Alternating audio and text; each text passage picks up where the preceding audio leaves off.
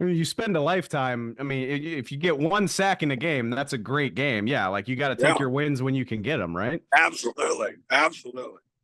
Speaking of which, you got a lot going on. I get it, but I'm sure you saw over the weekend Danielle Hunter passed you on the list of the Vikings all time sack list, I suppose. As a guy that knows a thing or two about it, and I know you've been an admirer of Daniel's game for a while, but what stands out to you about it that's enabled him to get this far? Oh, he's consistent. So I mean, when he's not hurt, he's very consistent. He's more traditional too. A lot of these guys are specialists these days, right? You see a smaller breed, 240, that hybrid linebacker DN status. Where I mean, this dude could have played back when I came into the league when we still had Marty Ball, right? And they're running power every day. He's that type of player. He's a 4 down player. And I think that's what I like about it. And I know he bounces around sometimes, but he predominantly plays on the right end position. Well, I guess he plays left end a lot now. Because I know Everson was playing that right end for a while, but it's traditional. So it's nostalgic for me too, because it's a 4-3 guy, right? And so, but I just he's a technician.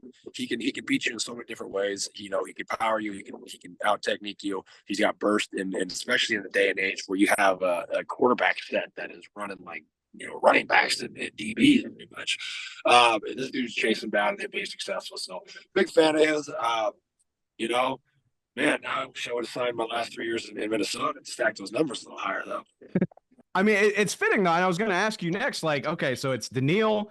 You obviously have a boatload of sacks. Chris Dolman is there. John Randall. Like, I know Minnesota has a crazy home field advantage, but what is it about the Vikings and producing these badass pass rushers? No, I don't know, but go look at organizations around the league, right? There's usually one position that each that specific franchises are known for, and the Minnesota Vikings have been known for D linemen since Alan Page, Carl Eller. I mean, dude, the list goes on and on. You mentioned Jim Marshall, Johnny Rand, right? I mean, just the list goes on and on. Kevin and Pat Williams, and for some reason, that's just been the foundation of this franchise, and it's come from owner to owner, general manager to general manager.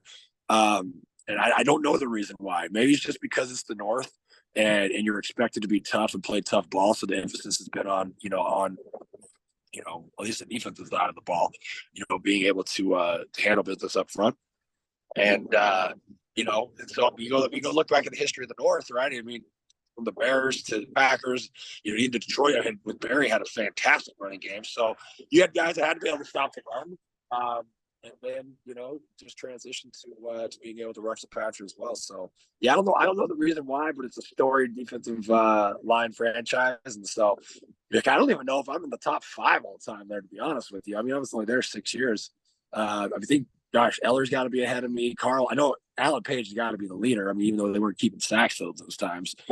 Dolman, I mean, he was there how many years? Goodness, I think he's probably got over 100 with the Vikes, don't he?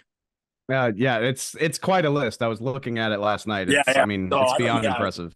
it's so yeah, I mean, but that's the cool part too. I think especially with and I've never had a problem with anywhere, but I remember when I broke the single season record, Dolman was right there with a big grin, and really just have that kind of support and see that kind of support from fellow D linemen that you're taking the place in history and plus mentality, so to speak, to support. So yeah, Daniil couldn't be a better person to pass me and to continue to climb that chain if he decides to stay there. And so yeah, I mean, again, he represents fun.